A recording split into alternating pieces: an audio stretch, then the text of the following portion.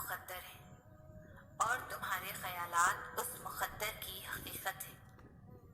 تم جب جب اللہ کے روبرو دعا کے لیے ہاتھ اٹھاتے ہو تب تب اللہ تمہارا مقدر تمہاری رضا کے مطابق بدلتا ہے۔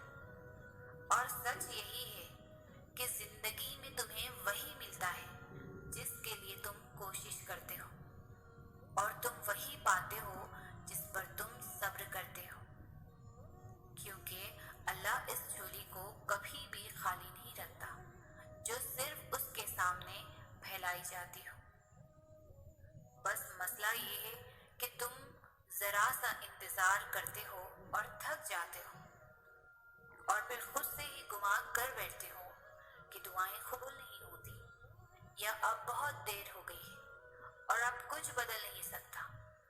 حالانکہ وہ رب تو اپنے کاموں میں دیر سویر ہونے ہی نہیں دیتا۔ جو تمہیں دیری لگ رہی ہوتی ہے وہ دراصل اس کی حکمت ہوتی ہے، اور جو بھی تمہیں ملتا ہے اپنے اور صحیح وقت پر ہی ملتا ہے۔ تو پھر ڈر کے ان وسوسوں کو کبھی جیتنے مت دینا، ذرا سی تاخیر پر مایوس مت ہو جانا۔ حالات کتنی ہی کیوں نہ مشکل ہو جائیں، تم دعا کرنا کبھی مت چھوڑنا، کیونکہ اس کا ایک گن تمہارا صدیوں کا کام لمحوں میں کر سکتا ہے، اور جو دعا کا خیال تمہارے دل میں لا سکتا ہے وہ اس خیال کو تمہارا مقدر بنانے پر بھی قادر ہے۔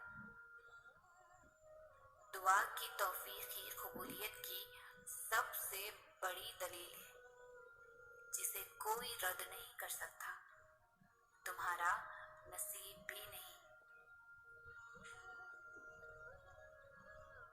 تھک جانا برا نہیں ہے، مایوس ہو جانا برا ہے، بہت برا۔ اور مایوس انسان بس تب ہوتا ہے جب اسے اللہ کی طاقتوں پر، اس کی رحمتوں پر یقین نہیں رہتا، اور جب یہ بات بھول جاتا ہے کہ جس نے یہ حالات پیدا کیے وہ یہ حالات بدل بھی سکتا ہے۔ دیکھو، ہر چیز انسان کے بس میں نہیں ہوتی، بلکہ کوئی بھی چیز انسان کے بس میں نہیں ہوتی۔ جب تک اللہ نہ چاہے پھر اسے مایوس کیوں ہونا، جس کے حکم کے بغیر ایک پتا بھی نہیں ہل سکتا، جس کے ایک حکم پر کائنات بنا دی گئی اور ایک ہی حکم پر ختم کر دی جائے گی۔ مایوس تو وہ ہوتے ہیں جن کے پاس اللہ نہیں ہوتا۔ ہمارے پاس تو اللہ ہے، یعنی بادشاہوں کا بادشاہ، یعنی تمہارا آخری اور واحد مددگار۔ اللہ قرآن میں فرماتا ہے کہ یقیناً تمہارے اس غم کا انجام آغاز سے بہتر ہوگا۔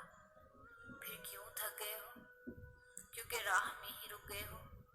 کیوں خود کو ان غموں تک ہی محدود کر لیا ہے؟ کیوں دعا نہیں کرتے؟